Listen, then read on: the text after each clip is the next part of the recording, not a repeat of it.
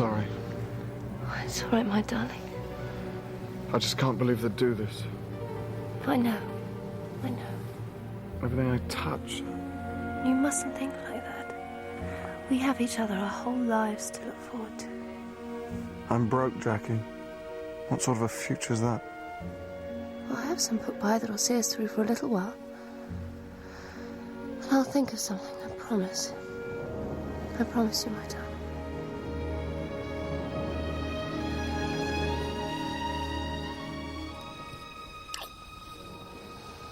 We love each other, and that's all that matters, yes. Mad about the boy. I know it's stupid to be mad about the boy. I'm so ashamed of it, but must admit. She's had the most terrible luck. When we were at school together in Paris, her father ran off with some woman, and then her mother lost all her money in the crash. I mean, Jackie was left absolutely penniless. I don't know how she's managed these past few years. Oh, she wants something, I bet. I've offered to help, but she won't hear of it. Isn't it awful when one's friends fall on hard times? One simply has to drop them. She sounded very excited, but then she always does. It's the Latin in her. The boys are back from their ramble. England's manhood. You and Tim seem awfully close. Is there something going on that I don't know about? Oh, good heavens, no. The only woman in Tim Allerton's life is his mummy. All far too Sophoclean for my taste. And what about the good Lord? Still panting for you, is he? He's not the panting type. According to the gossip columnists, you're halfway up the aisle. Oh, no. Not yet. Not ever. Well, not him, anyway. But, darling, he's absolutely rolling. So am I. Oh, so divine. I bet these cost more than the house. Looks and money. I can't believe I like you. Joanna, darling, you don't like anyone. Don't I? Oh, well. Yes. Mademoiselle de Belfort will be here for supper. Thank you, Louise. What on earth's wrong with her? Look, her ghastly boyfriend is in trouble with the law. And can you believe she's asked me to stand bail for him? I said on no account, and that, frankly, prison's the best place for him. Oh, dear. She'll get over it. Allow me. God, I wonder what Jackie wants. The fact is, darling, I'm engaged. So that's it. Who is he? His name's Simon Doyle, and he's big and boyish and deliciously uncomplicated. He's been working in the city, and now they're, well, cutting down, so he's out of a job.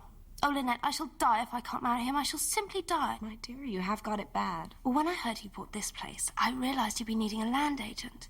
And then I thought, Simon, oh, darling, he'd be just perfect. He loves the country, knows all about estates, and if he doesn't come up to scratch, well, you can always sack him. Say you will, Lynette, please. Oh, I knew you wouldn't let me down. We want to go to Egypt for our honeymoon. Can you imagine walking down an avenue of sphinxes with the man you love? Could anything be more romantic? Bring him along and I'll take a look. Well, actually, he's here. What? Just in case you said yes, you'll adore him.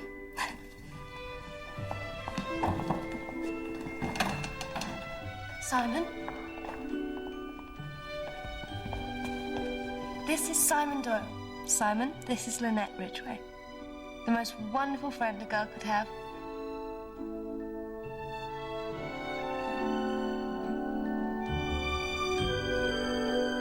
Well now, isn't this simply lovely?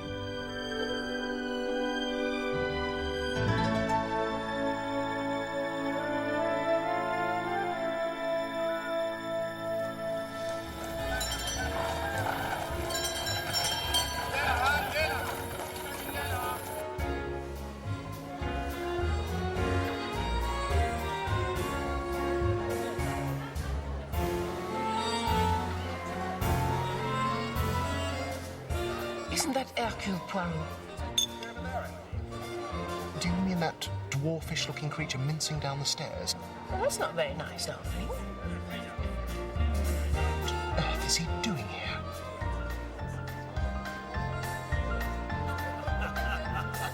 I'd love someone to dance with me.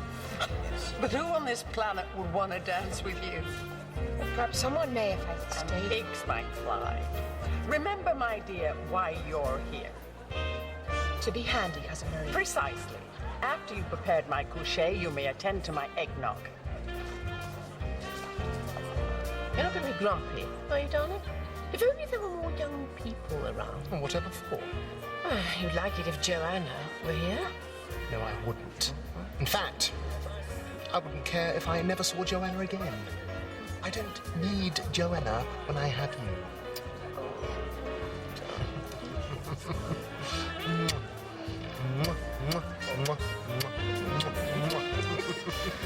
My God, did you see that? Keep your voice down.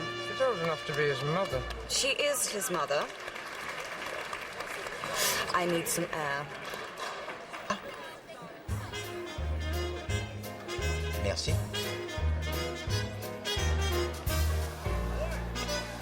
Monsieur Poirot? Madame. Salome Otterbourne. Enchanté. That Gallic charm. You French are all the same. I'm Belgian, madame. I was wondering if you'd care to trip the light fantastic avec moi. Trip? I know this is the wrong way around, but after all, we are liberated now.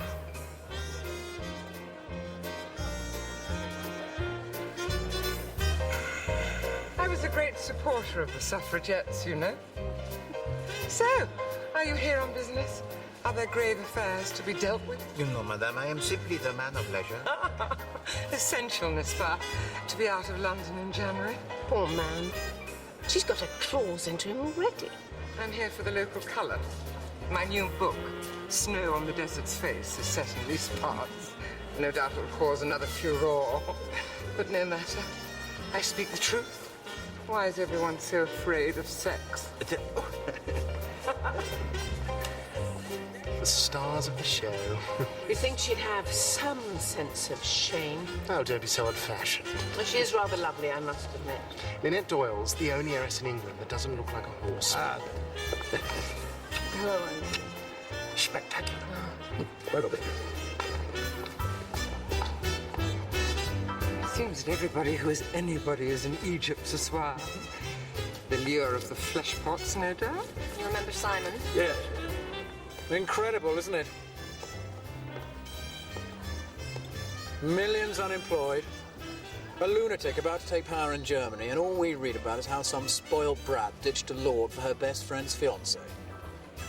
Some people have everything. Depends what you think's worth having.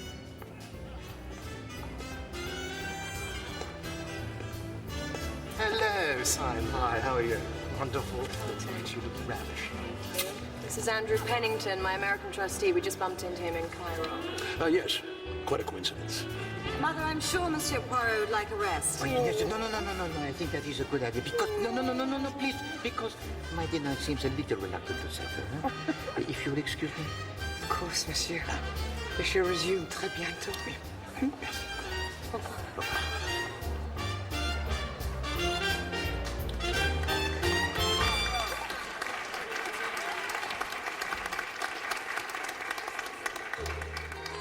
Lynette! What a simply divine surprise. We just can't stop bumping into each other, can we? Hello, Simon. You look a little tired, darling. Wearing you out, is she? I'd hang on tight, ducky. He's a slippery fish. I'll be seeing you. You're all right.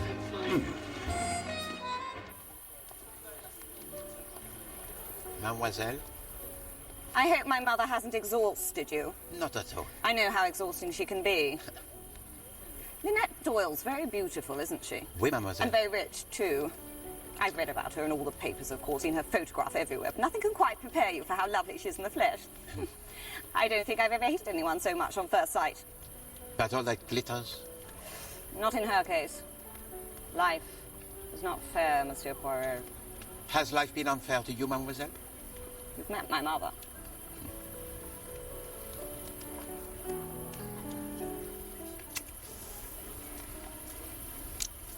Monsieur Poirot? I didn't mean to startle you. No. But I am very anxious to speak with you. At your service, madame. You know who I am, perhaps? Oh, yes, I know exactly who you are. To come straight to the point, I am a victim of an intolerable persecution. Persecution? Perhaps if you could explain a little further? It's really very simple. Before I met my husband, he was engaged to a friend of mine, Jacqueline de Belfort. Now, they weren't remotely suited, and he broke it off. She, I'm sorry to say, has taken it rather badly, and out of pure spite, has chosen to hound us wherever we go. And you are here, I understand, on your honeymoon? That's right. Now, she first appeared in Venice, and then in Brindisi, and then in Cairo, and now here. She simply cannot be allowed to carry on like this. But she is perfectly within her rights. I'm sorry, did you not see the way she behaved just now? Oui, but she did not actually threaten you or cause you any bodily harm. No, evidently she is very much aggrieved, madame. If you're implying that I stole my friend's fiancé, then I assure you, you're wrong. She loved him, yes, but her feelings were not reciprocated. Even before he met me, he knew he'd made a mistake. But was there not a moment when you realized that you had a choice? You have everything. But your friend, from what I understand, had him only. No, pardon my impertinence, madame, but I suspect you are feeling a little guilty. Couldn't you at least try to reason with her? Madame, I am on holiday. I'm sure that we can come to some kind of arrangement. No, madame. I am sure we could not. Excuse me. She did threaten to kill us, you know. But then she does have a tendency to be a little dramatic.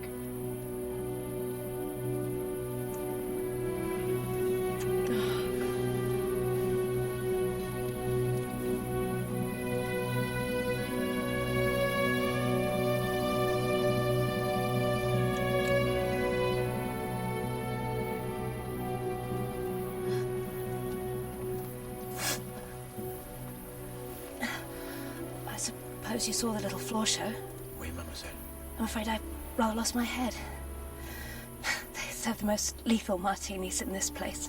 Bury your dead, mademoiselle. Has Mrs. Doyle sent you? Got you on her payroll already, has she? She has approached me, that is true, but I declined. You must look to the future. Oh, she'd love that. I am thinking of you. You have before you your whole life. Simon is my life.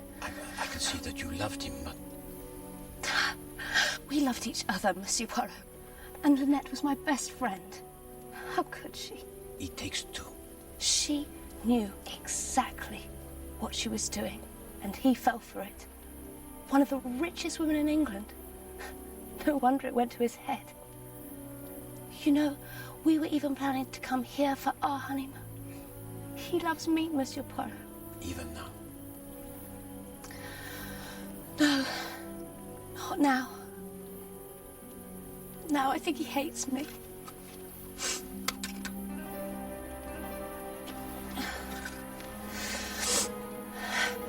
Pretty, isn't it? Quite a good shot, actually. My father taught me. I have to admit it crossed my mind to use it. But then I thought, no. Wouldn't it be much more fun to just follow them wherever they went? And just when they thought it was safe to relax, there I'd be. The ghost at the banquet. You must stop this now. And let them get away with it. Do not open your heart to evil, mademoiselle. If you do, there will be no turning back. She has taken everything from me, Monsieur Poirot. And I want to hurt her. To put my gun against her head and gently pull the trigger. Oh God, I'm so afraid.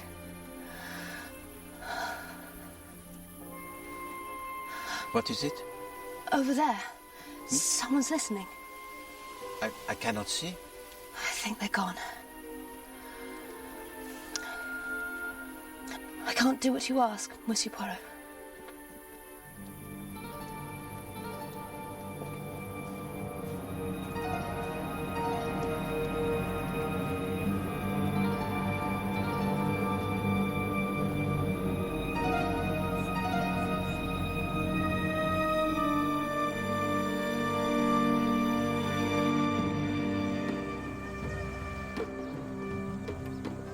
Good morning. Bonjour, Monsieur Doyle. And how is Madame? Absolutely pooped. Said she needed a bit more shut-eye. Gosh, I'm ravenous. Isn't it marvellous to do an English breakfast here? Can't stand all that brioche how do you do? Have you managed to speak to Jacqueline? Mr. Belfort at all? Oui. Did you get her to see sense, or... No, I'm afraid not. But decent girls just don't do that sort of thing. She's making a complete ass of herself and playing merry hell with Annette's nerves. And yours, Monsieur? Oh, I like to wring her neck. Between ourselves, Monsieur, I've hatched a plan. I'm letting it be known that Lynette and I are staying put for the next couple of days, but have in fact booked us on a Nile cruise leaving tomorrow morning. Under assumed names, of course. Of course. Then we'll make it look like we're going on an excursion. The maid will take charge of the luggage, and we'll hop aboard at the last minute. And Bob's your uncle. By the time Jacqueline realises we won't be coming back, it'll be too late. So, what do you think? Good wheeze? She has the brains, Monsieur. We shall see. I myself will also be on the cruise. Really? Oui. Oh, not in any way I hope on our account? No, not at all. I make my plans well in advance. That is the way to succeed in life, n'est-ce pas? Yes, I suppose it is. Who is that gentleman? Oh, a chap called Pennington, Lynette's trustee. Bumped into him by chance in Cairo. I must say he was knocked for six to find out she was married. Care to join us? No. But thank you very much. Jolly nice chatting to you anyway. The devil kidneys Becca.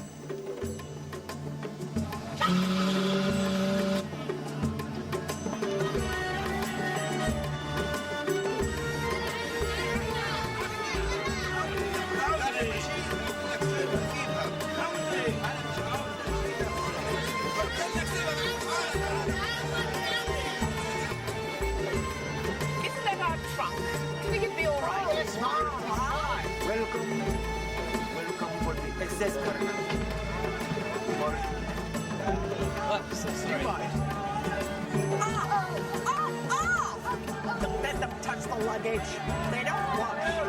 God, it's a floating tomb! Don't push me into the sea!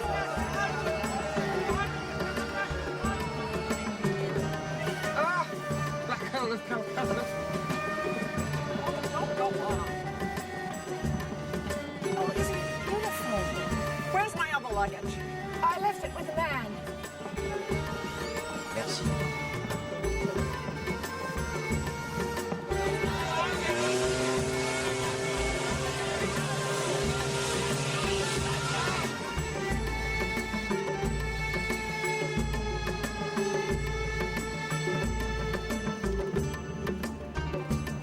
Mademoiselle?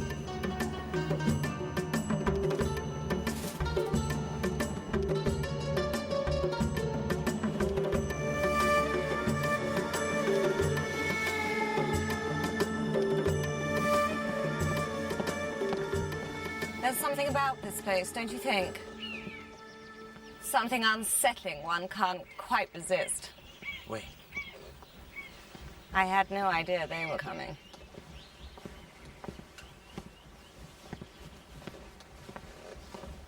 Oh, this is heaven, darling. Darling, I thought you were staying at the hotel. Well, what a hoot. I'm sure we'll have an absolute ball.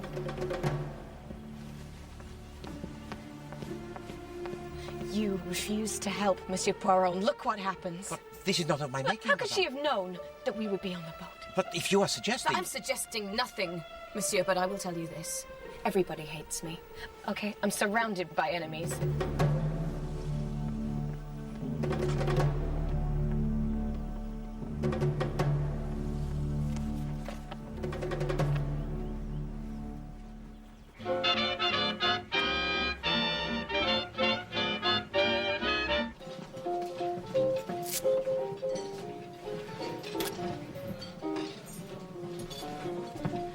The way some of them look after all we've done for them. Ah, Monsieur Poirot. Madame, Monsieur Allerton.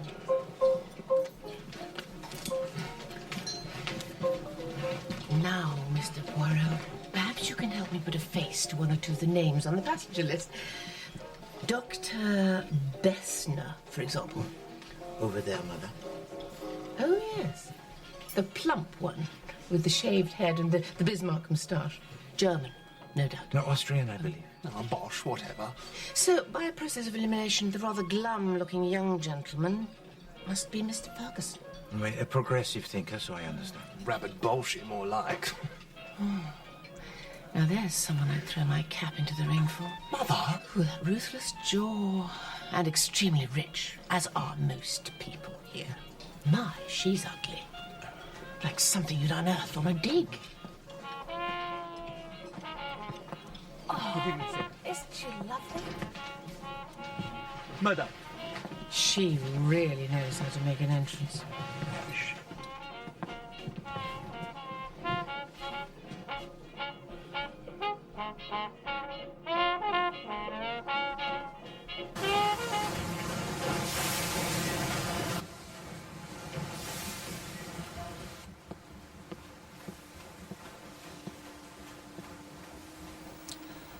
Good night, mademoiselle. Good night, Monsieur Poirot. You were surprised to find me here. I am more sorry than surprised. You have chosen a path that is most dangerous, mademoiselle. I doubt that you would turn back now, even if you could. Oh, well. One must follow one's star. Love is not everything. Oh, but it is. It is. You must know that, Monsieur Poirot. Surely you understand.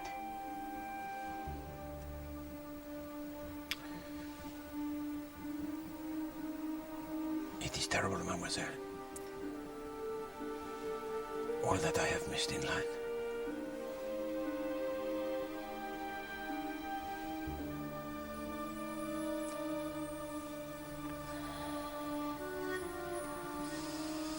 Good night, Monsieur Poirot. Good night.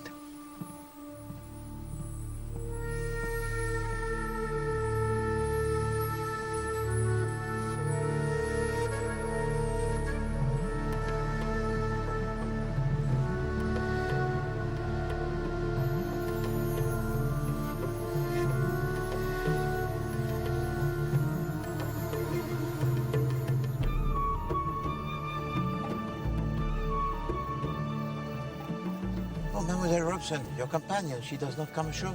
Oh, well, you see, Cousin Marie has to be very, very careful about her health.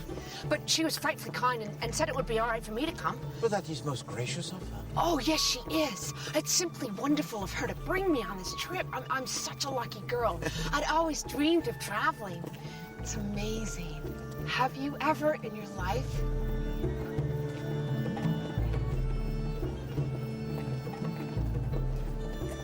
Isn't it miraculous what man can create?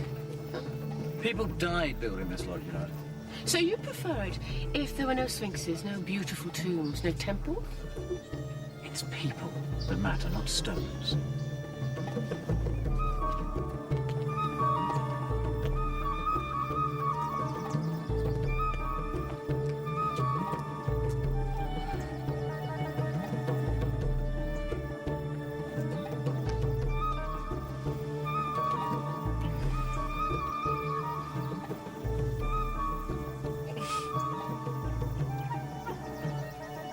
What were they actually for? I never really thought about it. Perhaps they were their equivalent of garden gnomes. Nice try, Simon, but just a little wide of the mark. The Sphinx was, in fact, a monster from Greek mythology, with a woman's head, see, and a lioness's body. And it set... Oh, don't you want to know? It set riddles for travellers and killed those who got them wrong.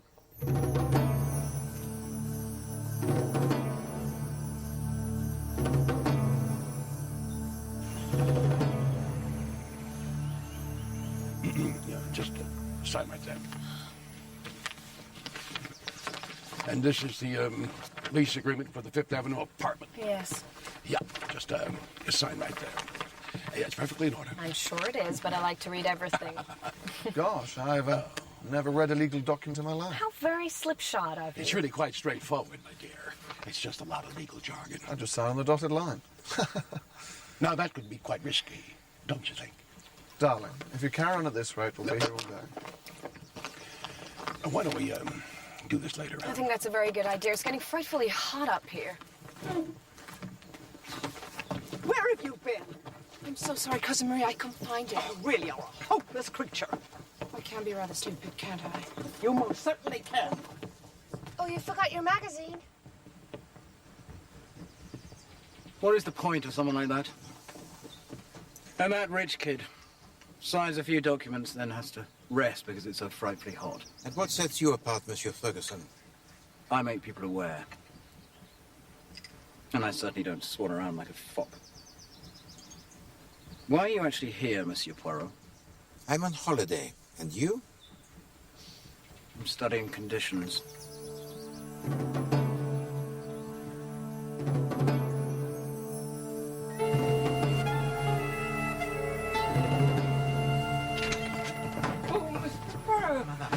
I'm so sorry. It's all the motion. I can't seem to find my sea legs. It's all this pitching and lurching. I think it would be best if Where's that wretched girl? to go back inside, Mama. Leaving me to suffer hour upon hour. God, I hope we don't go down, Monsieur Poirot. The thought of being nibbled by haddock and carp. It is a little too dangerous, I dear, huh? Yes. You might be swept overboard. And end my days in Neptune's arms. Covered in carbuncles like an old wreck.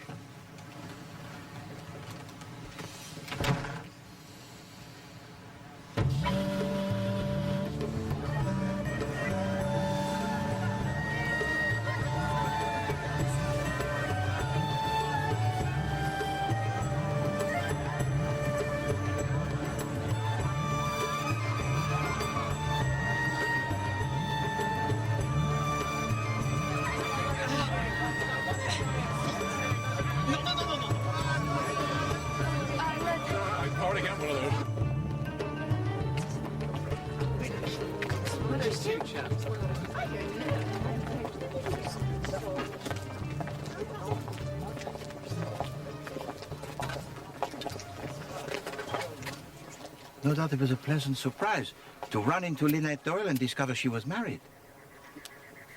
Yes. Yes, it was.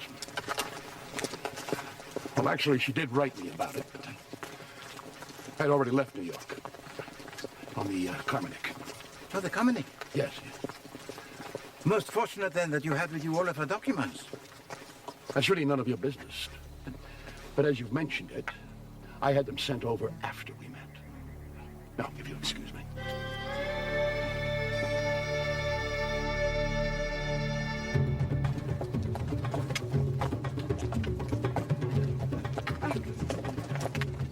Don't fall down the hole.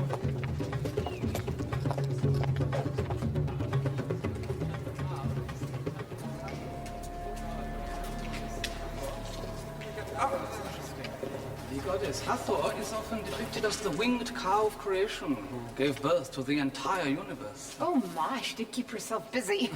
And occasionally she can be mistaken for Isis, who was magically impregnated with the seed of her own son. Oh, heavens to Betsy. Cornelia? Sorry.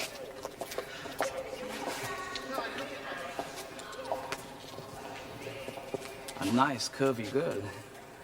This is what I like.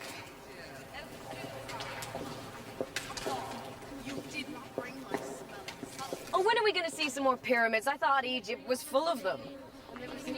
Vamoosh, we've had enough. Go away, you little horrors. Oh, what a wonderful way to be remembered. Maybe I'll have one built in the ground. And you could be buried in it, too.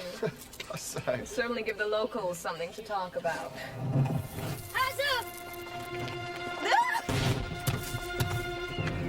Oh, my God. Oh, no. Monsieur, are you hurt? Well, isn't that fascinating? The goddess Hathor was a beautiful woman with the head of a cow. Still, I suppose it's better than being a cow with the head of a beautiful woman. This place is simply drenched in historical goodies like that.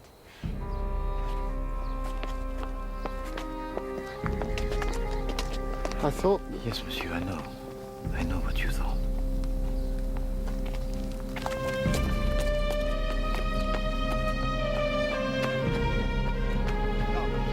Tim, what happened?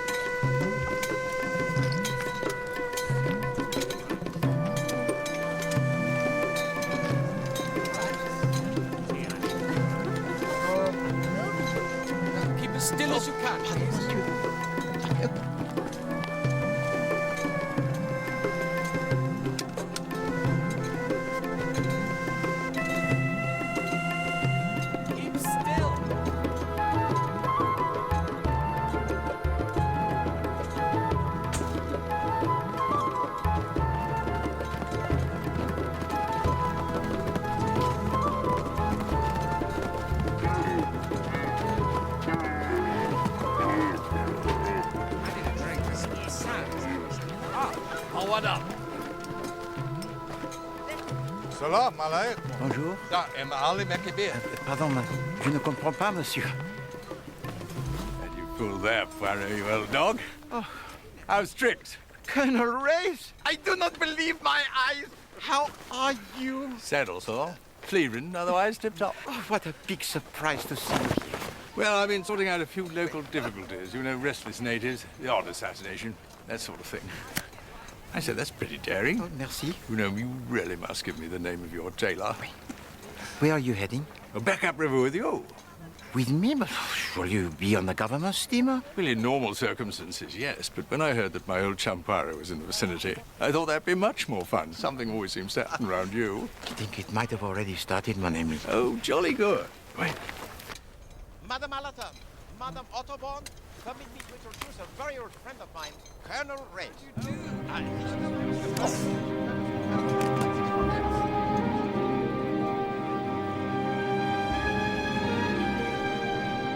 Oh, that's where the Queen was. Thank you, Pardon.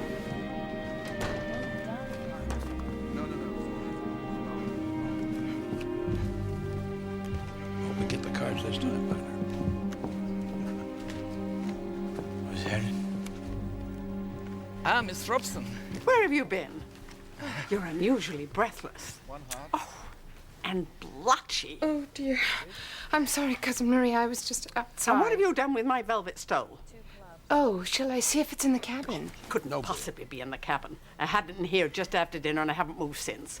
Have I, Dr. Bessner? No, Miss Van Schuyler. It was on that chair, and it's not now. I thought you must have taken it. Oh, I'm afraid I didn't. It was a gift. From Count von Mecklenburg. Miss Van Schuyler? Miss Robson?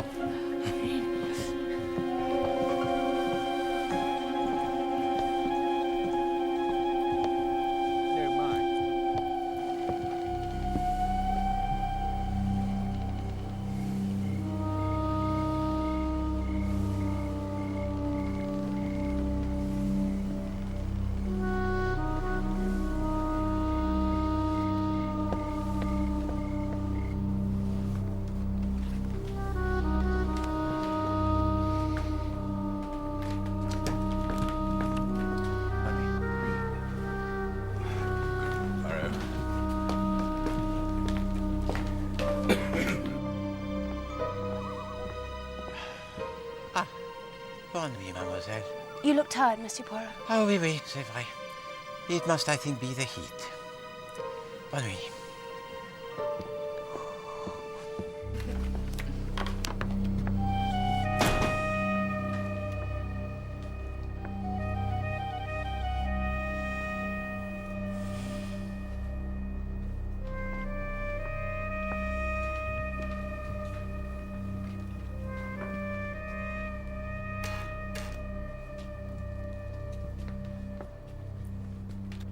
Love is the sweetest thing. What else on earth could ever bring such happiness to everything? Love is the sweetest thing. Ba, ba, ba, ba, ba, ba. Cornelia, come and join me. Oh, well. Decided to make a night of it. Oh, no. I just didn't want to go to bed yet. It's such a beautiful night. It is lovely, isn't it? Just perfect for a honeymoon. Oh, 2 large gins. Oh, no, I couldn't. Oh, Tish. What's our score, Simon? Sorry. We made 120 below the line. Not bad looking, don't you think?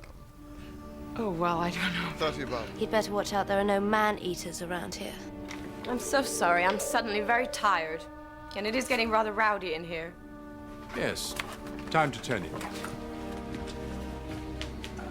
Are you coming, Simon? I'll just finish my drink.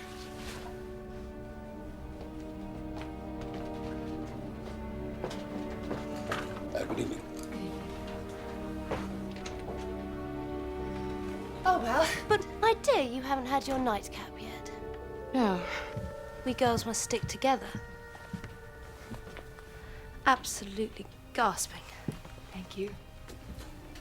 To love, marriage, stuff like that.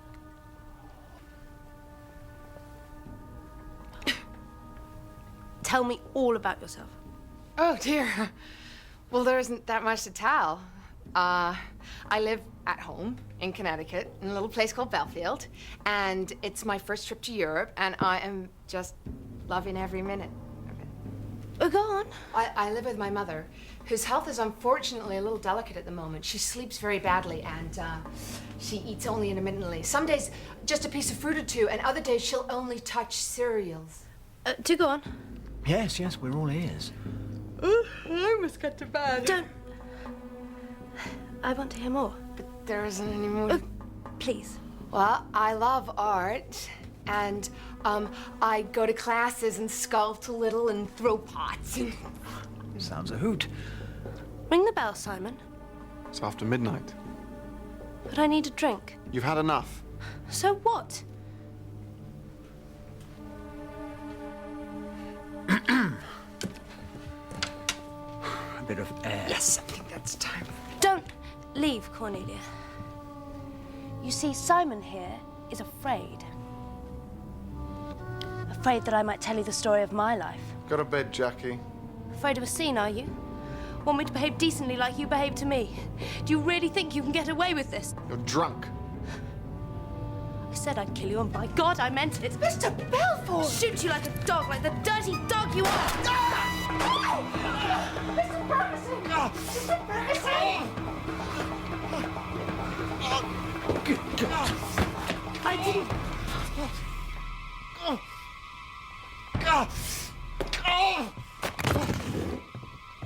Ferguson, someone's coming. Please tell them it's an accident. It's nothing. Nothing to worry about. Charades, that's all. A game. Fun. Ha ha ha. Ah, yes, yes. Well, I don't think anyone else would have heard. It sounded like a cork popping. What have I done? It'll be all right. Get her out of here, for God's sake. Back to her cabin. And don't let her be left alone, whatever you do. Don't worry, Mr. Doyle. I'll stay with her. Get Dr. Besson to take a look at this. I'll kill us. Oh, no. And please, please, don't let my wife get wind of this. This way, come on. It's all right, come on. Oh, God. No,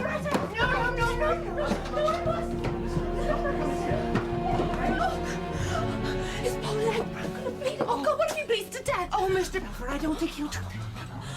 Let go of me! I want to drown myself. What a damn good that would do. I'll get Dr. Besson.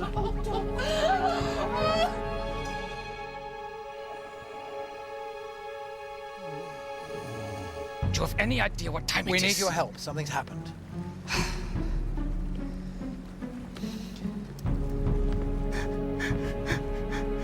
God in Himmel.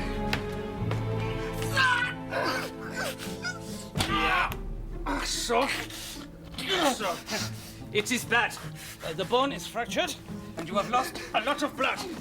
Herr Ferguson, we must take him to my cabin. Gently.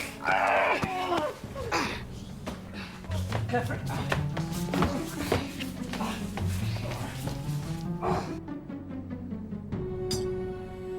That is the best I can do. You have been a hero, my friend. Now, I will give you something to help you sleep. Has anyone told Frau Doyle? No, I can wait till morning. You mustn't blame Jackie. It's my fault. I behaved like a cat. She didn't know what she was doing. Yeah. She might hurt herself. Someone ought to stay with her. It's all right, Miss Robson's with her. Good. Good. The pistol. Can't leave it lying around. Stewards will find it. I'll get it.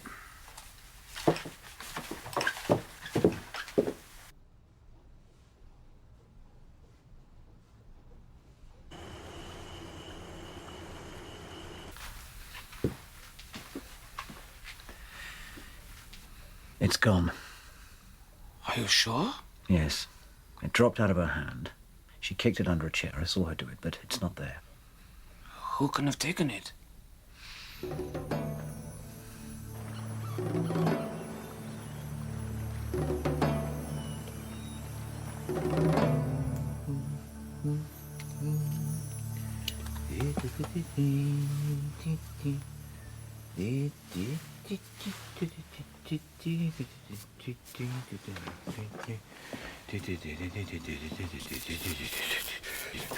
Entrez. Ah, my dear Colonel, what a beautiful morning, n'est-ce pas?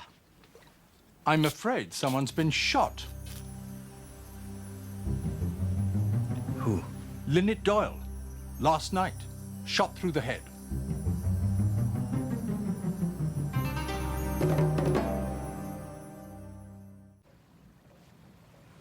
The pistol was held close against her head. See? Where the skin is scorched. Where? There was no struggle. She was shot in her sleep. Time of death? She has certainly been dead 6 hours and probably not longer than 8. Between 12 and 2. May I ask, Colonel, with what authority you make these inquiries? The cruise manager has asked me to take matters in hand until we reach port. I have some slight official standing, you see? We are all at the disposal of the Colonel. Yes, quite. Now, what's all that about? What's this? Oh, it seems very simple, does it not? It would appear that as she is dying, she writes, with her finger dipped into her own blood, the initial of the name of the murderer. Jacqueline de Belfort. A young lady who less than a week ago declared to me that I would like nothing better than to place my gun against her head and gently pull the trigger. So I suppose her husband's next door. At the moment, he is in my cabin asleep. You spent the night in your cabin, Dr. Besner? Yeah? I see you have not heard. Mr. Doyle was also shot last night. What? In the leg. Is there anyone else we should know about? That is all. It seems that Mademoiselle de Belfort worked herself up, helped by a few drinks, and finally took a shot at him. The poor man is completely immobilized. Then she went along to Lynette Doyle's cabin and shot her as well. No. That was not possible. You see, she was in an hysterical state, and Doyle was most concerned she should not harm herself. So Miss Robson stayed with her all night. Who discovered the crime? It was her maid, apparently, Louise Bourget. Colonel, my office is ready for you, sir. Thank you. If you could be as discreet as possible. Well, that's our speciality, old chap. Yes, sir, of course. Now, we need to speak to Doyle. You say he's still asleep. I gave him a very strong opiate. I would suggest I have my breakfast, and then I will see if he is ready to wake. Thank you, Doctor. Colonel? So at midnight, Madame Doyle was alive and well? Yes, I saw her to her cabin. Who was remaining in the lounge? Doyle, Miss de Belfort, Miss Robson, and myself. And what were you all doing? Oh, Mr. Ferguson was reading a magazine, and I'd got some embroidery, and Mr. Belfort was... Drinking. Yes. Like a fish. And I tried to leave once or twice, but she made me stay, and I was getting very uncomfortable. And so was Mr. Ferguson, who went out on deck. It was pretty stuffy in there. Then Miss de Belfort pulled out a pistol and shot Mr. Doyle in the leg. And I called for Mr. Ferguson, and Mr. Doyle said not to make a fuss. And then one of the stewards came, and Mr. Ferguson told him it was all sort of a game. And then Miss de Belfort started to cry, and so we took her back to her cabin, and I stayed with her while Mr. Ferguson got Dr. Besner. What time was this? Mercy, I don't know. About 12:20. Because it was 12:30 when I finally turned in. And you are quite certain that Mademoiselle de Belfort did not leave the cabin? Positive. So she couldn't have shot Mrs. Doyle before, say, 12:20. How long did you remain with her, Mademoiselle Robson? Oh, I was with her all night. She never woke once. I think it was probably the drink. Bien, so far she has the alibi parfait. And Monsieur Doyle, I understand, was most anxious that she should not be left alone. Yes, he was worried that she might do something stupid. She even said that she wanted to kill herself. And the pistol? What happened to that? She dropped it. And kicked it under a chair. But when I went to get it, it had gone. Gone? Now we begin to arrive. You are quite certain that Mademoiselle de Belfort did not recover it before she left the lounge? Yes. Absolutely. She had no opportunity of returning to retrieve it. So how long was it between the time that you and Dr. Besner carried Monsieur Doyle out of the cabin and when you returned to look for the pistol? 5 minutes. 5 minutes. And in that 5 minutes, someone removes the pistol, and that someone was not Jacqueline de Belfort. And we may assume that this person had overheard or seen something of the events preceding. Well, how'd you make that out? Because you told us that the pistol was out of sight, so it could hardly be discovered by accident. Well, I saw no one else on deck before the shot was fired. On which side were you, monsieur? Starboard, I think. So if anyone was on the port side, you could not have seen them? No, I suppose not. Did anyone hear the shot apart from the steward? Well, I doubt it. Sounded like a cork popping anyway. Did you hear anything at all after retiring? I think I heard a kind of splash just as I was dropping off. What time would that be? What's French for the third degree? Just answer the question. 1 o'clock, 5 past, who knows? Now, will that be all? Oh, yes. Thank you, monsieur, for your help. Oh, by the way, who exactly are you? What a damn fool question. Heat getting too much for you, is it? No. But thank you for your concern. What a frightfully rude young man. Oh, one thing more, mademoiselle. Had you ever met Madame Doyle before this trip? No. Never. Merci. I didn't do it. You must believe me. I was in such a state I could have killed Simon. But I didn't do the other. There. We know, mademoiselle. You do? Oh, yes. It is proved, mon enfant. It was not you. Oh, thank God for that. So who was it? That is where we need help. I can't think of anyone who wanted her dead except for me. I wanted her dead. And she is dead. And she died just like I said. Shot through the head. You see, I was right. There was someone listening that night at the hotel. Who could he have been? Are you certain it was a man? No, I just assumed. Entrez. Doyle is ready to see you. Is he all right? Well, of course he is not all right. You shot him. He's not going to die, is he? He has the constitution of a peasant. We will get him to civilization, where he will have an X-ray and proper treatment. We now know that it was not Jacqueline de Belfort who shot your wife. So, can you give to us any idea who you think it might have been? Did she have any enemies or no one who bore against her the grudge? You see, Monsieur Doyle, on the first day of the cruise, I had a little encounter with your wife. She was upset. She said that everybody, mark you, hated her and that she was surrounded by enemies. Now, she was exaggerating, but she did mean more than one person. There was a name on the passenger list. So what name was that? She didn't actually tell me. You see, her father played the markets. Several people got it in the neck. Rolling in it one day and in the gutter the next. There's someone on board whose father was one of those. Had it in for Lynette's old man. Oh. She said how awful it was, everyone hating her. Without even knowing her. She did not mention her name?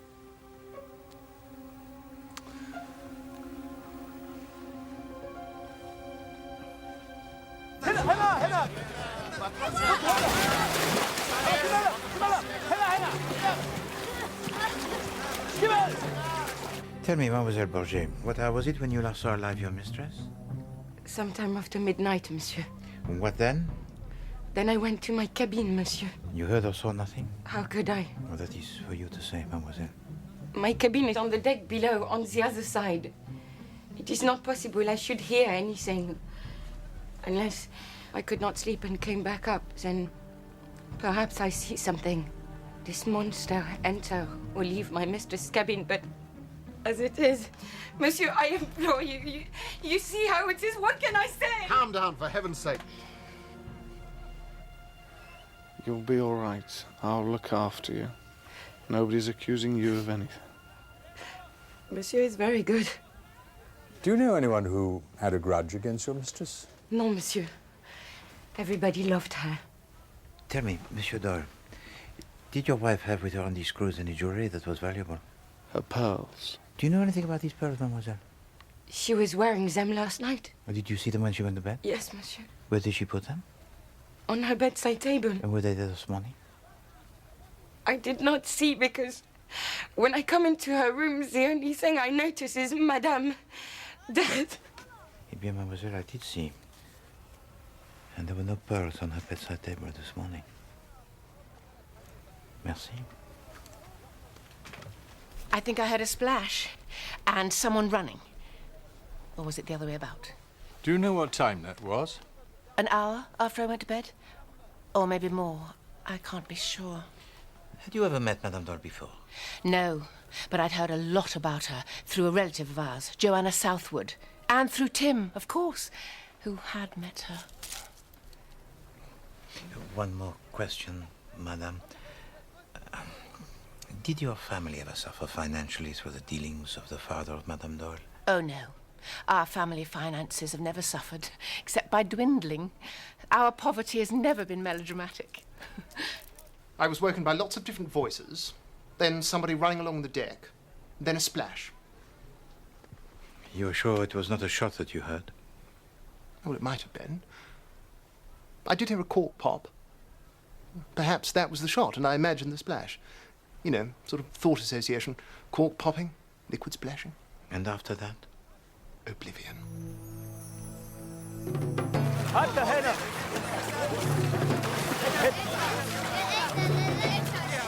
I heard somebody on deck and then a splash. Do you know what time this was? 1 after 1.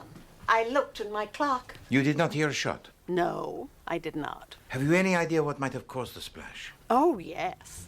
You do? I know exactly what it was. I went to the door of my cabin. The daughter of that hideous woman in the turban was leaning over the rail. She just dropped something into the water. You quite sure? Why else would I have said it? Yes? We found it, Colonel.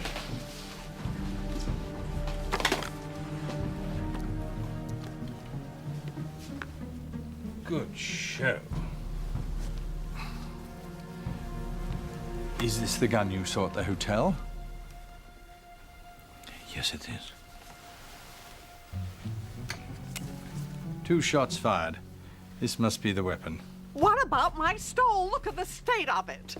Where did you last see this? I had it in the lounge yesterday evening. Please do observe. Ella. Oh! So the murderer must have used this as a silencer. The impertinence. Miss von Schuyler, would you excuse us, please? Count von Mecklenburg will be most displeased. It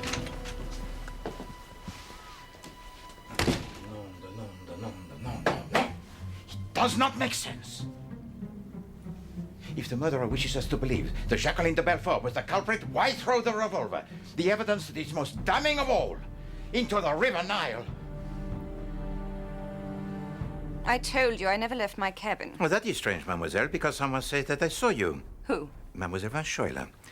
She looked out of her cabin and saw you throw something over the side. And what else does she claim to have seen? Nothing. But she heard something. Someone moving about the cabin of Madame Doyle. Of course, mademoiselle, there might be a reason that he's perfectly innocent for throwing something overboard, but then again...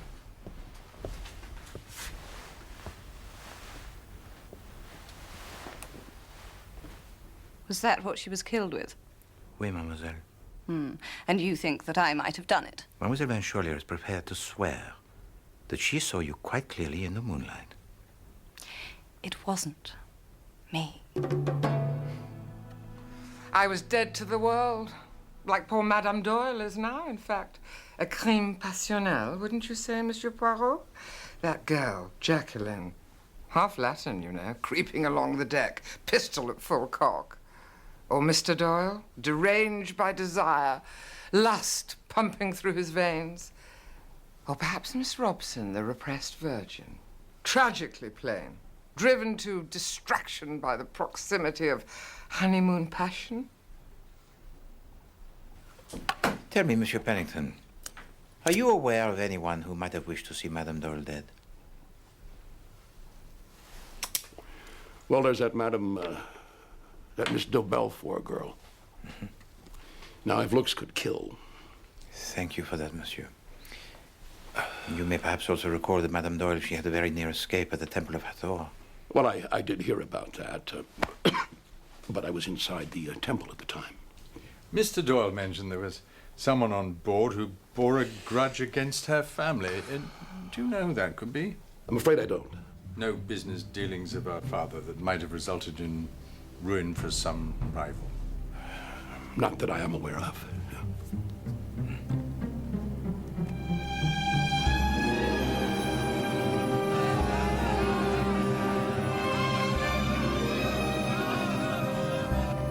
So why should the murderer take the stole before the event?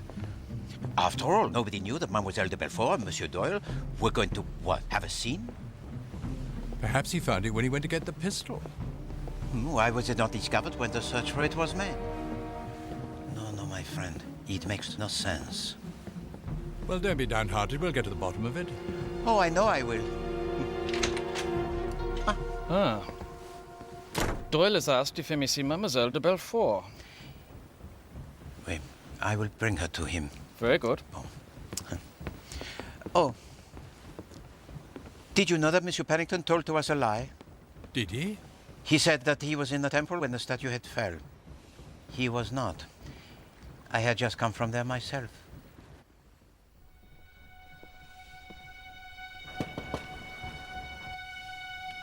Come in.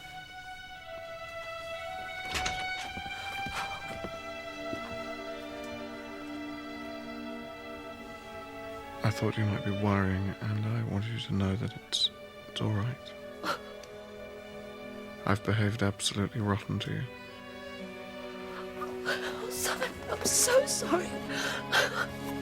I'm so sorry.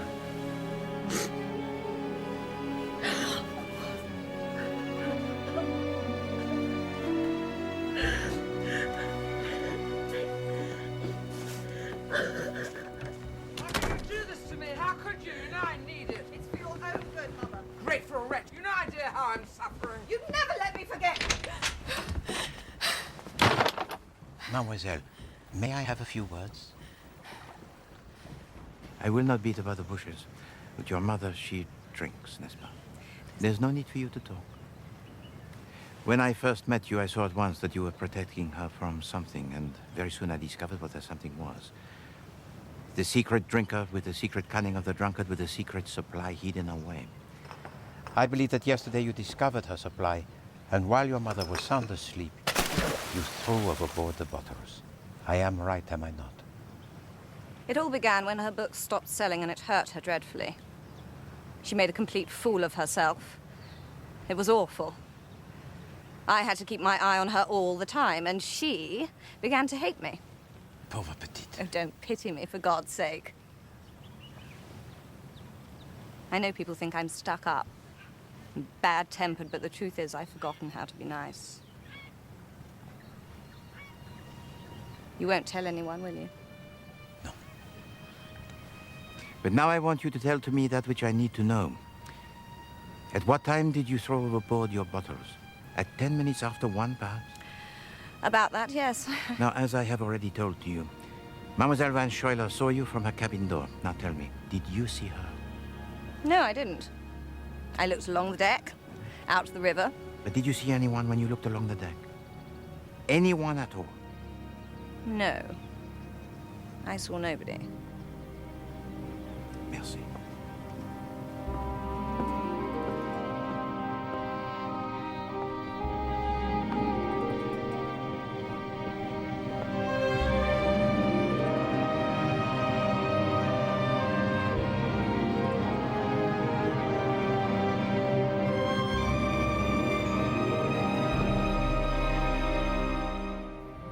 Stolen? I'm afraid that is so, Madame. Those beautiful pearls. Remember that party at the Port Arlingtons when Lady Hooper's diamonds were stolen? The police gave you all quite a grilling.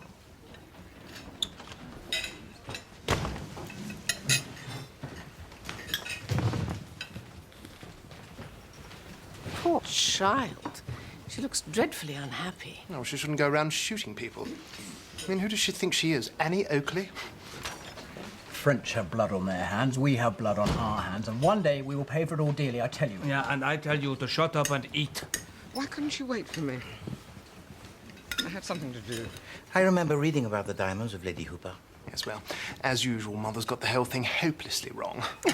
I wasn't there when they were actually stolen, just when it was discovered that the old bag was wearing paste around her fat neck. Some say she was in on it herself. Joanna, no doubt.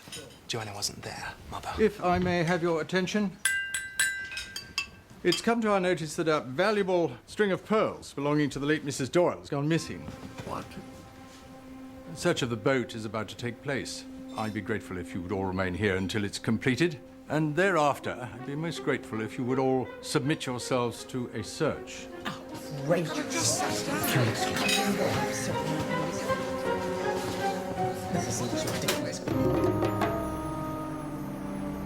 Sir, there is a lady who says it is urgent she should speak with you. Bring her in. Please. Miss Robson. Mademoiselle. What can we do for you?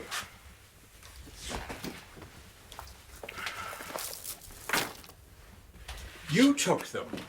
No, I didn't. Cousin Marie did. Mademoiselle Van She can't help it. It's her little idiosyncrasy. That's why I'm here, to keep an eye on her. Where did you find them? They were in her stockings this morning. That's where she usually hides things. I knew whose they were, of course, so I went along to return them, but there was a steward on guard who told me about the murder. I've been in an absolute state all morning. The Van Schoylers, you see, are very particular. I mean, it would never do if this got into the papers. But it won't, will it? Well, that depends, Miss Robson. No. We shall do our very best for you, of course, mademoiselle. Thank you so much. Please. Thank you, monsieur.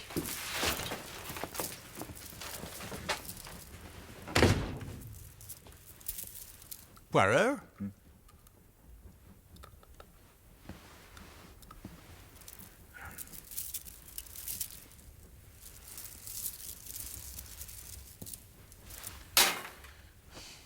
Imitation, my friend. Now we begin our search for the real thing. I doubt we'll find them in Mrs. Doyle's own cabin. One never knows what one might find, Colonel.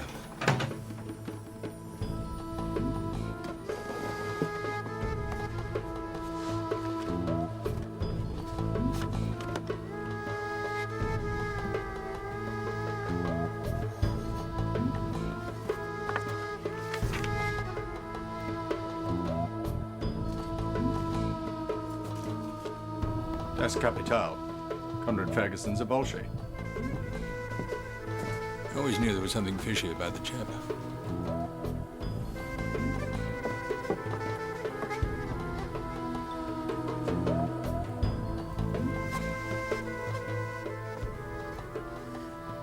A Bolshevik is not all that he is.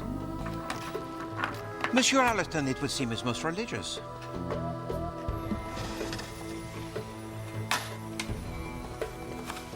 Oh, the glue. Now, what would he want with this, I wonder?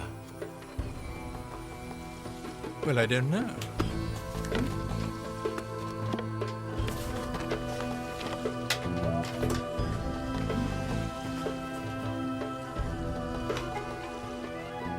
Monsieur Pennington, SS Normandy. Poirot?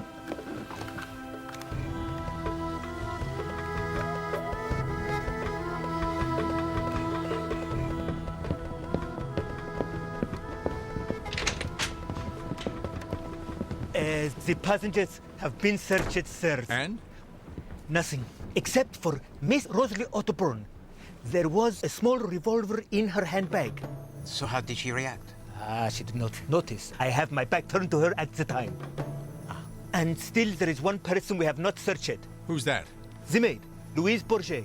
We cannot find her anywhere.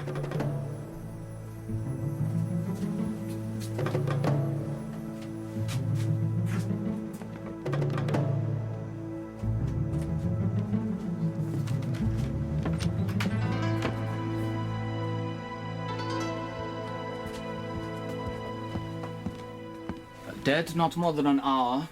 Instantaneous. Stabbed to the heart. With what? Something like this. I suppose none of your knives are missing. You think I kill a miserable little femme de chambre? No, I just wondered. All my knives are present and correct. Good, good. Now, if you will excuse me.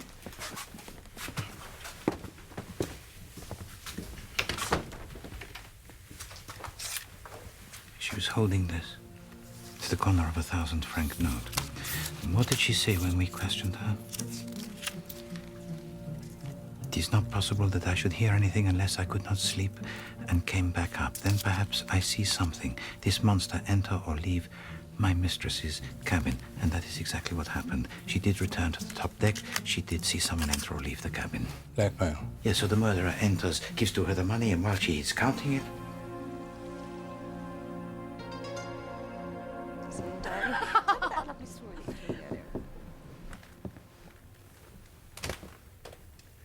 You took the scandal, mademoiselle, huh?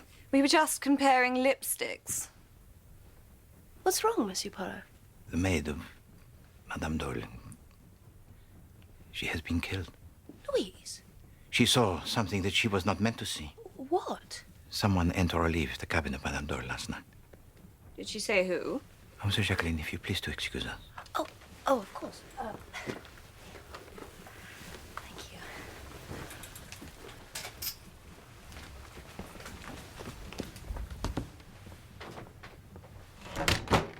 Why did you not tell to me the truth? I have. No. You did not tell to me everything that you saw last night, and you did not tell to me that you have in your handbag the little revolver. I don't.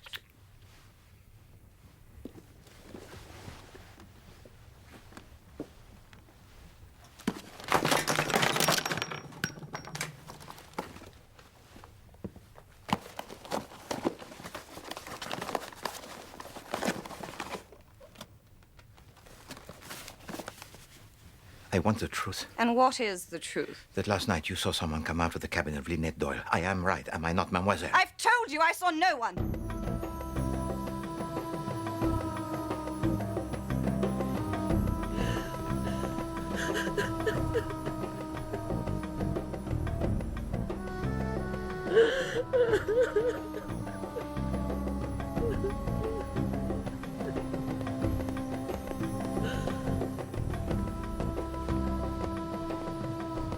You're not thinking of jumping in, are you, old chap? Why would I want to do that? Just when things begin to fall into place. Just a few questions, that is all, Doctor. I return in 3 minutes, then positively you go. Merci. I will not detain you for long, Monsieur Doyle. So, what is it? Monsieur Poirot! Monsieur Poirot!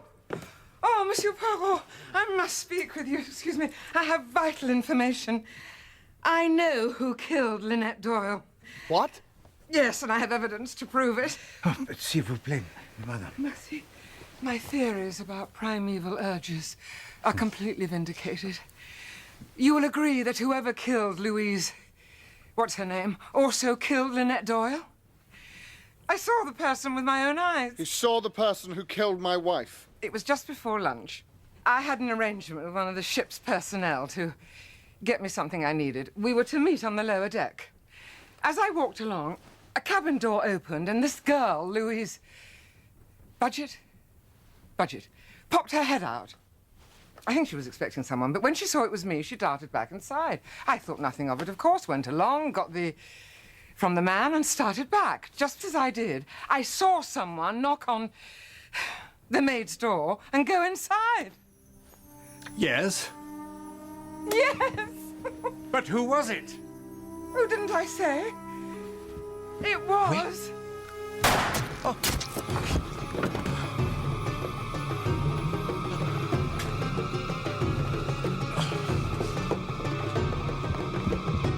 What the devil was that? Did you see anyone? No. That's Pennington's gun. I saw him cleaning it the other day.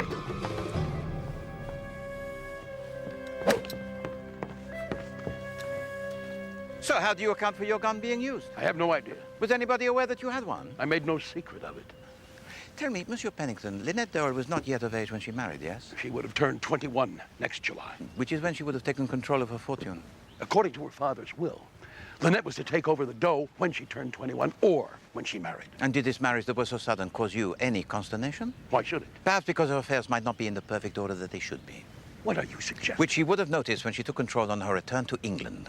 And the prospect so alarmed you, did it not? That you rushed over and arranged a meeting that was apparently fortuitous in Cairo. I did not. Her letter arrived the day after I sailed on a Carmen. Then why on your luggage do you have only the labels of the Normandy, which sailed 2 days later? No, Monsieur Pennington. It is the easiest thing in the world to check the lists of passengers. It is my belief that you came over here to find some way out of the mess you were in, and endeavored without success to obtain the signature of Madame Doyle to certain documents. That while you were walking along the roof of the Temple Hathor, you dislodged a statue head which fell very close to its object. This is crazy! And that a similar opportunity presented itself on your return journey home, when her death would almost certainly been ascribed to somebody else, not forgetting the fact, irrefutable, that it was your gun that was used to shoot and kill a woman who was about to reveal the identity of the murderer. 3 murders, Monsieur Pennington. You may rest assured that the authorities will conduct an investigation that is most searching into the condition of the estate of Madame Doyle. All right! It's because of this goddamn slump. I was hoping with a bit of luck that I would have straightened everything out by the time she took control. And the statue head was what? An opportunity too tempting? That was an accident! I tripped over my golf club!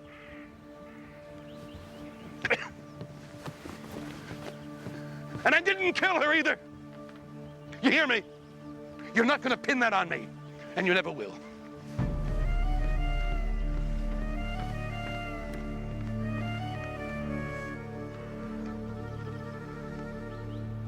A spoiled brat, a domestic parasite, and a drunken old bag. Who cares whether they're dead or not? You really are the rudest man. It's the future that matters, woman, not the past. Have you ever considered for a single second that somebody somewhere might be grieving for that poor maid, or how distraught Rosalie might be? And as for Lynette Doyle, well, she was just so beautiful. Unbelievable, isn't it? Did you know that Cornelia's father was practically ruined by Lynette's old man, and all she can say is how beautiful she was? Incredible. I thought you said it was the future that mattered, not the past. Touché.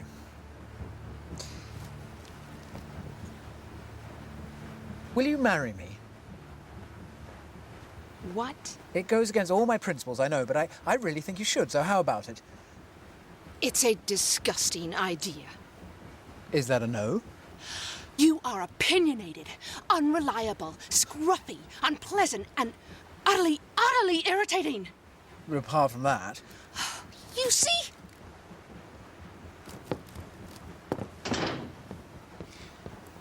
Definitely smitten, I'd say. I think I'll have a word with the old crow. Quite a field day for you, isn't it? Everyone dropping like flies.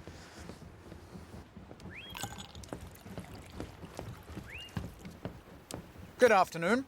To come straight to the point, I want to marry your cousin. In fact, I've already asked her. Unfortunately, she declined, but don't worry. I'll keep on at her until she says yes. I can assure you, sir, I shall take steps to see that she is not subjected to any such persecution. What exactly do you have against me? I'm not that bad, you know. Anatomically, everything is in the right place, in perfect working order, and I'm really quite bright, so what's the problem? Social position, Mr. Ferguson. Oh, I see. Cornelia, come here. Have you been behaving wantonly with this young man? No! No, of course not. Your cousin says that I'm not good enough for you. In the natural order of things, she thinks that I'm the equivalent of pond life. Is that how you see me? It's not that. It's... Yes? Oh.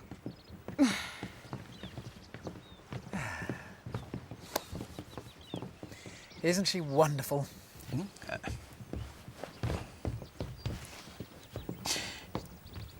Rather eccentric, I'm afraid, like most of his family. Well, he refuses to use his title because of his ideas progressive. Title? Oui. Lord Dawlish. You did not know? Oh, he is, how do you say it? Rolling in money, of course, but he became a communist at Oxford. Lord Dawlish? I recognized him from a picture in the paper, and then I discovered his signet ring with the Dawlish coat of arms on it. There can be no doubt, I assure you. Oh, I am very much obliged to you, Monsieur Poirot. Ah, Monsieur Allerton, I would like very much to have a little word with you. What can I do for you? There's nothing you can do for me, monsieur, but to sit and to listen. Right, well, I'm very good at that. You can rely on me to say ooh-er at all the right moments. Ooh-er will do very nicely. Thank you. Merci. So, to begin, your friendship with your cousin Joanna Southwood. For the past 3 years, Scotland Yard has been preoccupied with a number of jewel robberies. And you know the method has been always exactly the same. Oui. The substitution of the original with an imitation. Attention soon focused on Mademoiselle Southwood. You see, every one of the victims had been either a friend or an acquaintance. It also became clear that she did not make the substitution herself. No. She would have a jeweler make her a copy, and then the substitution would be made by someone else. But the identity of this person has remained a mystery. Ooh-er? Oui, but over the past few days, certain facts have emerged that have been most helpful. Your attendance at the house party where one such robbery occurred, your obvious resentment of my presence here, and the discovery that the pearls belonging to Lynette Doyle were missing. But what do I find? I find that the pearls that were stolen and returned were imitation, previously substituted for the real thing. It would have been easy for Mademoiselle Southwood to have found an opportunity of examining the pearls of her friend and to have made a copy. And it was then just a question of waiting for the right moment for you to make the substitution. Eh bien, you learned that Lynette Doyle was to honeymoon in Egypt, so... Oh, parfait, hein? Mademoiselle Southwood sends to you the imitation, concealed as her jest in a parcel of books. You then bide your time. Finally, you make the substitution, return to your cabin, and conceal them by gluing them into a rosary. Unfortunately for you, the night you chose to do the deed was the same night that Lynette Doyle was murdered. But even more unfortunately was the fact that someone saw you leave her cabin.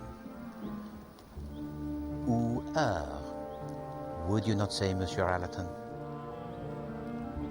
Who saw me? Mademoiselle Rosalie Otterborn. And she told you? No. In fact, when I taxed her with it, she lied. Why? Perhaps because she thought the man she saw was the murderer. Well, surely you're not thinking that... Was Madame Doyle alive or dead when you stole the pearls? I don't know. I really don't know. Could you hear her breathing? I couldn't say. Now listen, you young twerp. Monsieur Poirot here can build a case against you that's so rock solid that you'll be hanging from some gallows before you can even draw breath to say foul. Didn't murder anyone. I admit I substituted the pearls, but murder... No. I swear. It would make a very good case, though, I assure you. I suggest that when I examine the rosary, I will find nothing there. And that since Mademoiselle Otterborn still persists in asserting that she saw no one on the deck last night, for this particular theft, there is no case against you. The pearls were taken by a kleptomaniac who has since returned them.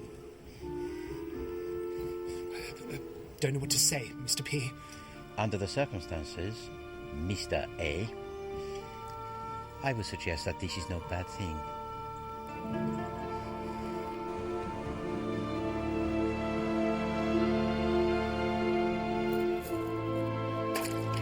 So that's that. Now all I have to do is return the real thing to Mr. Poirot. Why didn't you say you'd seen me? I thought they might suspect you. Did you suspect me? No. I knew you couldn't kill anyone. Miserable little thief, that's all I am.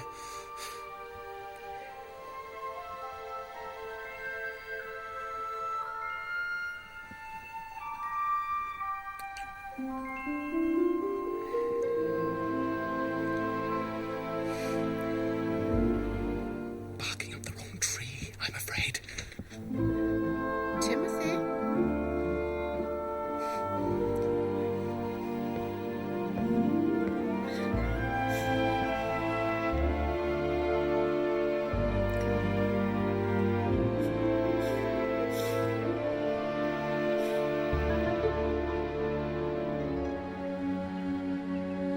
Mademoiselle, Monsieur, I am pleased to inform you that the picture is finally complete. Eh bien, where to begin, huh? You know, our big mistake, and unbelievable that I should go along with it, was to suppose that this crime was spontaneous. Not so, no. It was worked out meticulously in every detail, even to the drugging of the bottle of wine of Hercule Poirot. I was put to sleep so that there should be no possibility of my participating in the events of the night. So nothing easier than to place the narcotic into my bottle of wine, which stands on the table in the dining room. And my sleepiness. Eh bien, it had been a hot day. The drugging of the bottle of wine would have had to take place before dinner at 7:30, but you know, even then, premeditation was very far from my mind. The first blow to our preconceived idea was when the revolver was recovered from the River Nile. If we had been correct, this revolver would never have been thrown overboard. Also, the stole, which was wrapped around the pistol, showed signs that it had been fired through. But the bullet wound showed signs of scorching, and that is to say, the revolver had been placed against her head. And we knew that the stole was not used in the shooting of you, Monsieur Doyle, because there are 2 witnesses to prove it. Therefore, a third shot must have been fired, about which we knew nothing. Next came the 2 bottles of nail polish. Madame Doyle always painted her nails cardinal, a red color that was deep and dark. The other bottle was rose, a shade of pink, but the few drops that were remaining were of bright red. And instead of the usual odor of pear drops, this bottle smelt of ink. This linked it with a handkerchief that was also stained bright red and wrapped around the revolver. Then an event occurred which rendered all doubt superfluous. When I asked Louise Bourget, the maid, if she had seen anything, she said, It is not possible I should hear anything. At night, I could not sleep and came back up. Then perhaps I see something. This monster enter or leave my mistress's cabin. But why say this to us?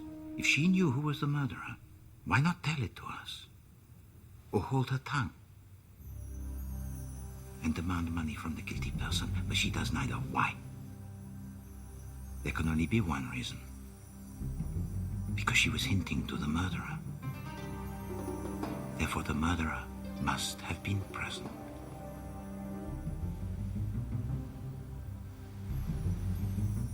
Are you accusing me? Yeah, but why would you kill her, Dr. Besner? And you, Monsieur Doyle? There are witnesses to swear that you did not leave the lounge before the quarrel broke out, and then you were wounded in the leg, making it physically impossible. So no, Dr. Besner must be the guilty one. But why should Louise the maid be hinting to Dr. Besner? She could have spoken to him any time she wanted. So no, there was one person, and one person only, who corresponded to her necessity. Simon Doyle.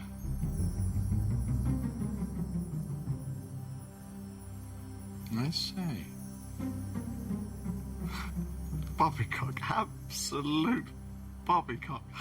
You are being attended to constantly. She might not get another chance. Monsieur, I implore you. You see how it is. What can I say? Calm down, for heaven's sake. You'll be all right. I'll look after you. And that was the assurance that she wanted, and she got it. Impossible. The man could not move. Exactly. This is an outrage. But what had actually been seen? Mr. Belfort treats you like a dog, like a dirty dog. Oh! Mr. Ferguson! Mr. Ferguson! Oh!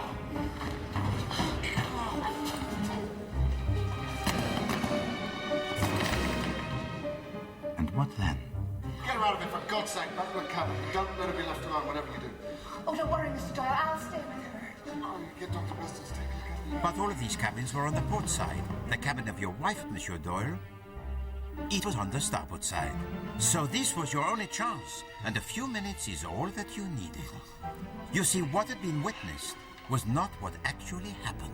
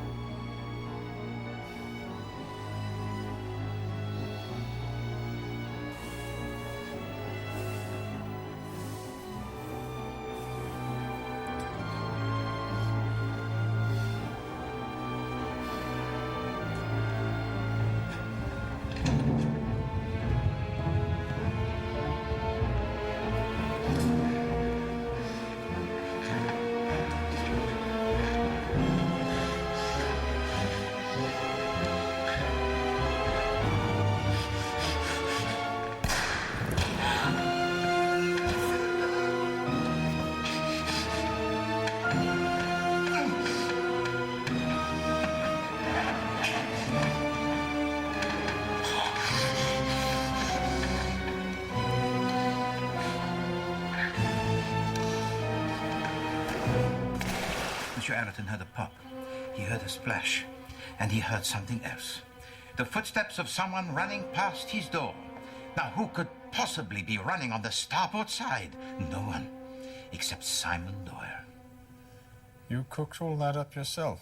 Well, it's all nonsense, downright slander. Well, as I have said, it looked as if this crime could have been committed on the spur of the moment, but no, it was not. It was not accident that you had in your pocket the red ink. It was not accident that the revolver was kicked under the chair. Jacqueline? Oui.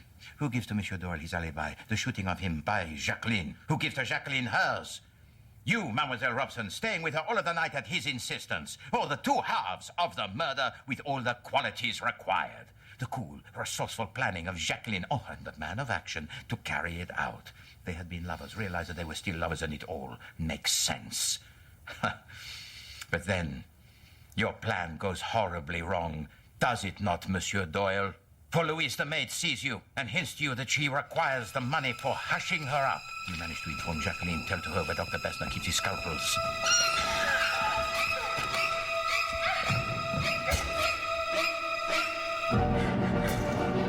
And hey, presto, she returns the scalpel, hurries into lunch rather late and breathless.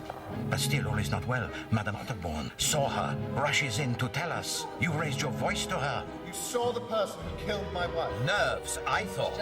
But the door was open, and you were hinting of the danger to your partner in crime. She acted like lightning. She remembered that Monsieur Pennington had in his cabin a gun. Crept up behind the curtain here, and another problem solved. I am correct, am I not, Monsieur Doyle? What happened to the first bullet fired by the girl? What is the matter, Monsieur Doyle? Has the cat got you by the tongue? It went into the settee. You removed it and threw it out of the window. You also carried with you a spare cartridge to make it look as if 2 bullets had been fired. Did you not, Monsieur Doyle? A crime that was almost parfait.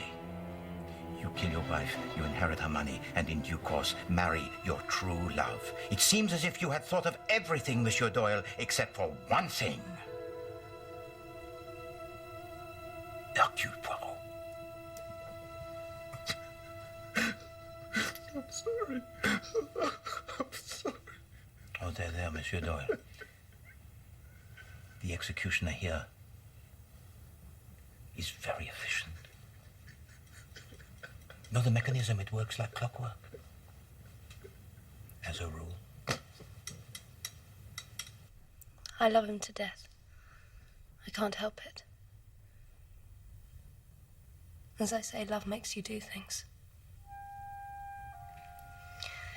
We worked everything out. So carefully.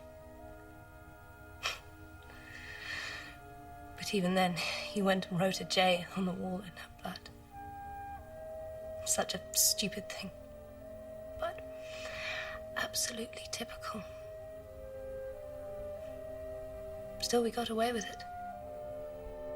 Until Louise Bourget, how do you say, put a spanner in the works. Yes, I can't believe I did that. And then Madame Otterborn.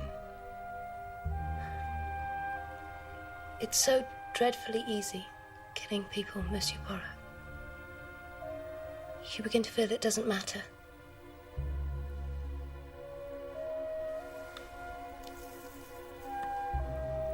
That evening in the grounds of the hotel when you said that you saw someone, there was no person there, was there? Just a little red herring to keep you on your toes. Do you remember when I said I must follow my star? It's finally burnt out, hasn't it?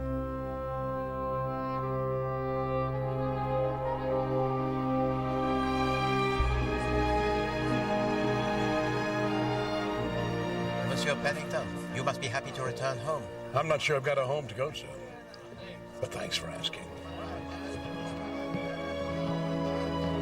Sure he'll get by. Oui. Mademoiselle? Monsieur Poirot, Wonderful news. I've decided to get married. Oh, news that is most wonderful indeed, mademoiselle. Who is the lucky man? Dr. Bessner. Bessner? He asked me last night. He's so kind, and he says I can help him in his work. He's going to teach me all about neuroses. May I offer you my congratulations, mademoiselle? Here. Thank you. Have you told this news to your cousin? Oh, yes. She's absolutely thrilled. And Dr. Bessner, I offer you my congratulations also. Dankeschön. We're very happy. Yes. Colonel. Dr. Bessner. I am sorry. Yes, well, I'm not very experienced in these matters, you see. I thought I'd struck gold. It happens. Monsieur Ferguson. More often than one might suppose. Goodbye. Au revoir. Colonel.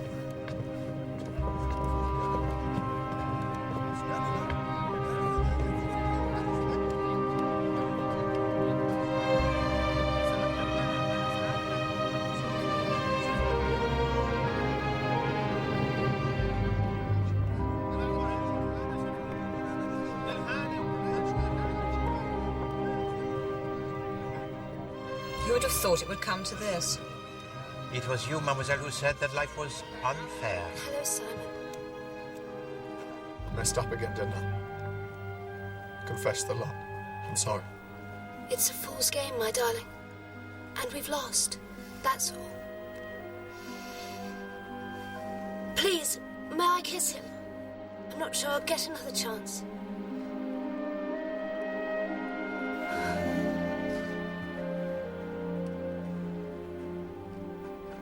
Goodbye, my darling. You know how much I love you.